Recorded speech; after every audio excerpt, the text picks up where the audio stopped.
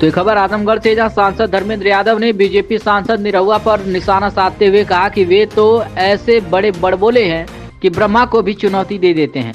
ऐसे लोगों को जवाब देना उचित नहीं समझते। उन्होंने कहा कि समाजवादी पार्टी राष्ट्रीय अध्यक्ष के नेतृत्व में जनता की समस्याओं को लेकर संघर्षरत है। 2024 की शुरुआत के बाद 2027 के चुनाव में उत्तर प्रदेश की जनता सरकार को उसके अत्याचार, भेदभाव और दमनकारी नीतियों का करारा जवाब देगी। आजमगढ़ के सपा सांसद धर्मेंद्र यादव ने कहा कि SIR सरकार का चुनाव जीतने का हथकंडा है। उन्होंने जनता से अपील करते हुए कहा कि वोट ही सबसे बड़ा हथियार है। लोकतंत्र, संविधान और आरक्षण बचाने की लड़ाई के लिए जरूरी है कि मतदाता अपने वोट को दुरुस्त करा ले। उन्होंने बेरोजगारी, महंगाई, किसानों व नौजवानों की समस्याओं को बड़ा मुद्दा बताया। सांसद ने आरोप लगाते हुए कहा कि बीजेपी संवैधानिक संस्थाओं का दुरुपयोग करके चुनाव जीतने का प्रयास करती है। कहा कि जो पार्टी 400 पार का नारा लगा रही थी, वही उत्तर प्रदेश में अखिलेश यादव के सामने टिक नहीं पाई।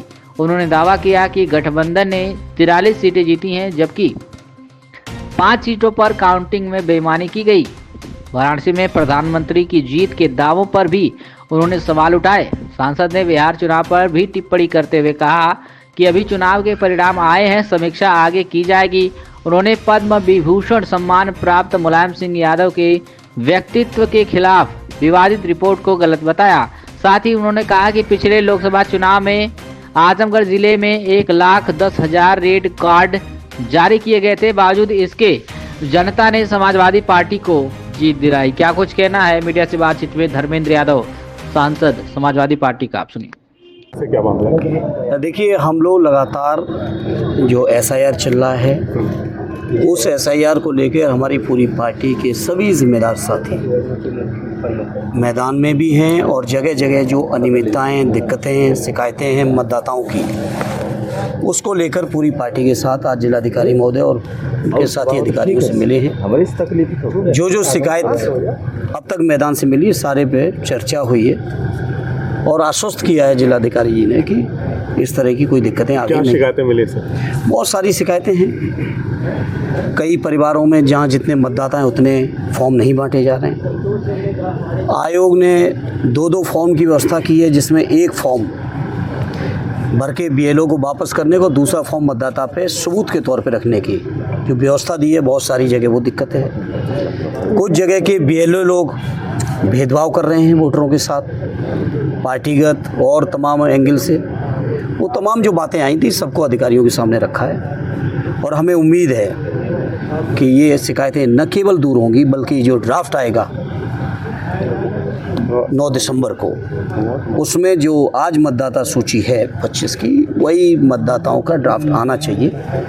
ये अपेक्षा की अधिकारियों से हम लोगों ने। किसी के साथ भेदभाव ना हो, किसी की वोट ज़बरदस्ती काटे ना जाएं, बेमतलब की तकनीकी कारणों को दिखा के मतदाताओं का हरेसमेंट ना हो, ये अधिकारियों से हमने कहा है। और हमारे से SIR को लेकर बिहार में काफ़ी हल्ला मचा था। उसके बाद चुनाव हुआ, NDA की प्रचंड जीत हुई और उसके बाद कल पूर्व सांसद दिनेश लाल यादव ने कहा कि जो हश्र महागठबंधन का बिहार में हुआ, वही हश्र अखिलेश यादव का यूपी में होगा। क्या कहना? अब उनके बारे में हम कुछ नहीं कहना चाहते हैं। वो इतने बड़े आदमी हैं, वो ब्रह्मा को भी चुनौती देते हैं। तो उनके बारे में इसी आजमगढ़ में उन्होंने ब्रह्मा को भी चुनौती दी थी। तो ऐसे बड़बोले लोगों के जवाब देने की मुझे नहीं समझता कोई ज़रूरत है। हम लोग समाजवादी लोग अपने नेता आदरणीय अखिलेश जी के नेतृत्व में जो उत्तर प्रदेश की जनता की तकलीफ़ें हैं, शिकायतें हैं, परेशानियां हैं, जो अन्याय है, अत्याचार है, शोषण है, भेदभाव है, जाति के नाम पे अत्याचार है, उस चीज़ को लेकर हम समाजवादी लोग उत्तर प्रदेश की जनता के बीच में हैं। और मुझे पूरा यकीन है 24 के चुनाव की तो शुरुआत है, 27 के चुनाव में उत्तर प्रदेश का जनमानस दिखा देगा कि उत्तर प्रदेश के अंदर ये जो सरकार चल रही है, जो अत्याचार, शोषण, बुलडोजर, सामंतवाद, भेदभाव, जाति धर्म के नाम पे जो बंटवारा, जो अत्याचार हो रहा है, इन सब चीज़ों का जवाब उत्तर प्रदेश की जनता 27 के चुनाव में। समाजवादी पार्टी की क्या तैयारी है? SIR को लेकर समाजवादी पार्टी का एक साथी एक एक कार्यकर्ता मैदान में है और हम लोग भी अपने स्तर से जितना बेहतर हो सकता है उसकी समीक्षा भी कर रहे हैं और कहीं कोई अगर दिक्कत है तो साथियों को सक्रिय भी करने का काम कर रहे हैं। और मुझे पूरी उम्मीद है कि उत्तर प्रदेश का मतदाता, आजमगढ़ का मतदाता स्वयं सक्रिय होके, क्योंकि लोग जानते हैं ये SIR चुनाव जीतने का हथकंडा है। इस बात को मैं आज आपके बीच ही नहीं कह रहा हूँ, बल्कि पूरे देश के विपक्ष के लोगों ने 1 महीने तक सदन को नहीं चलने दिया गया। चुनाव आयोग के सामने तमाम बातें रखी गई, लेकिन हमारी बातों को स्वीकार नहीं किया।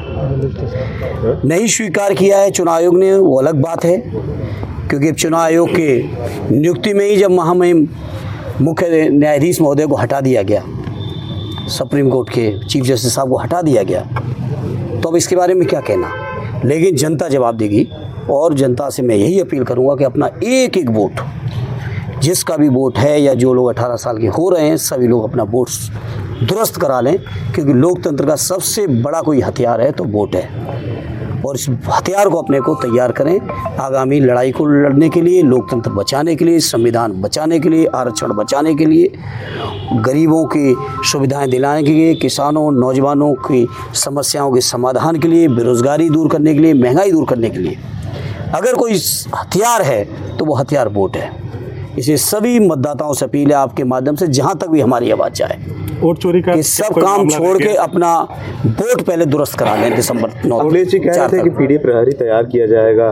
हैं प्रहरी तैयार हैं, नियुक्त हो चुके हैं, नियुक्त हो चुके हैं। वो कोई मीडिया में देने का सवाल नहीं है। सारे हमारे पीडीए प्रभारी जो मतदाता प्रभारी हैं, पीडीए प्रहरी हैं, वो सारे लोग तैनात हैं मैदान में। और जो तैनात हैं तभी तो उनके माध्यम से फीडबैक मिल रहा है, जिसके आधार पर आज हम लोग बात कर रहे हैं अधिकारियों से। बिहार का जो रिजल्ट आया है, उसकी समीक्षा करते हुए एक बार क्या लग रहा है कि उत्तर प्रदेश में बीजेपी कह रही है कि हम फिर से यूपी में भी उससे ज़्यादा सीटों से। देखिए बीजेपी क्या क्या कहती है। बीजेपी की ये बात तो आप लोग सुनते हो कि बीजेपी ने कहा है कि इतना हम यूपी में बनाएंगे। आप बीजेपी की ये बात क्यों नहीं सुन रहे हो कि हर साल 2 करोड़ रोजगार कहाँ हैं? आप बीजेपी की इस बात को क्यों नहीं सुन रहे हो कि उन्होंने कहा था महंगाई कम करेंगे? आप बीजेपी की इस बात को क्यों नहीं सुनने को तैयार हो कि उन्होंने कहा था कि डॉलर के मुकाबले में रुपए की वैल्यू बढ़ाएंगे? इन बातों को आप सुन ही नहीं रहे हो। आप जो बीजेपी के हित की बातें केवल उतनी सुन लेते हो। और ये प्रोपगंडा है बीजेपी का, ये ऐसा प्रोपगंडा बना के बेईमानी अख्तियार करके तमाम संवैधानिक संस्थाओं का दुरुपयोग करके बीजेपी जीतती है। सांसद जी बीजेपी निष्पक्ष चुनाव में उत्तर प्रदेश के अंदर समाजवादी पार्टी और आदरणीय अखिलेश यादव जी के सामने कहीं नहीं टिकेगी। यही बीजेपी तो कह रही थी कि हम 400 लाएंगे, 400 की वादा किया था, क्या दावा पूरा हुआ? इसी बीजेपी के तमाम नेताओं की आपके निकालिएगा अपने रिकॉर्ड से वीडियोस। किसी ने कहा था कि यूपी में 80 जीतेंगे, किसी ने कहा था 76 जीत रहे हैं, किसी ने कहा था 78 जीत रहे हैं। आगे उत्तर प्रदेश की जनता ने परिणाम क्या दिया? लेकिन मैं चाहता हूँ मेरे पत्रकार साथियों, इन तर्कों को भी तथ्यपरक तरीके से आप लोग जनता के सामने रखो कि बीजेपी ने ये कहा था और रिजल्ट ये आया। 43 तो हमारा गठबंधन जीता है, 5 हम लोग हराए गए बेईमानी से काउंटिंग में, और काउंटिंग से पहले की जो बेईमानी थी वो अलग थी। काउंटिंग से पहले की बेईमानी अलग थी। नहीं तो अकेले उत्तर प्रदेश की जनता की वो ताकत थी कि मोदी जी की सरकार को अकेले उत्तर प्रदेश की जनता ही हटाने में सक्षम थी। यही लोग तो दावा कर रहे थे कि 10 लाख से प्रधानमंत्री जीतेंगे बनारस से। कोई 8 लाख का दावा कर रहा था, कोई 6 लाख का कर रहा था, कोई 10 लाख का कर रहा था। क्या परिणाम आया? बात अगर